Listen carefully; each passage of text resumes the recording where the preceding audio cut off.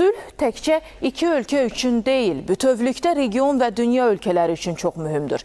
Azərbaycanla Ermənistan arasında sülhə nail olunması istiqamətində atılan addımları alqışlayan Avropa İttifaqı Şurasının sabiq prezidenti Charles Michel ATV xəbərə eksklüziv müsahibəsində belə deyib.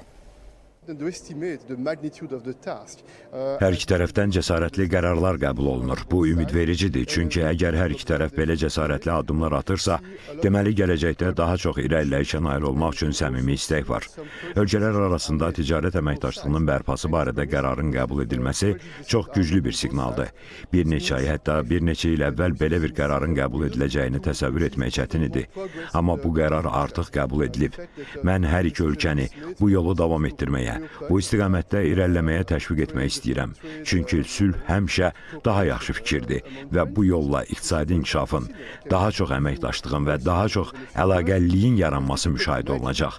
Bu təkcə iki ölkə üçün deyil, bütövlükdə region və hətta dünya ölkələr üçün çox mühümdür. Çünki bu sahədə irəliləyiş əldə edildikdə iqtisadi investisiyalar və inkişaf baxımından daha çox imkanlar açılır.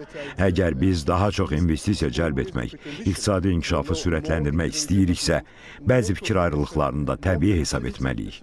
Amma bu fikir ayrılıqlarını sülh yolu ilə qarşılıqlı hörmət çərçivəsində həll etmək üçün güclü və effektiv alətlərin mövcud olması çox vacibdir.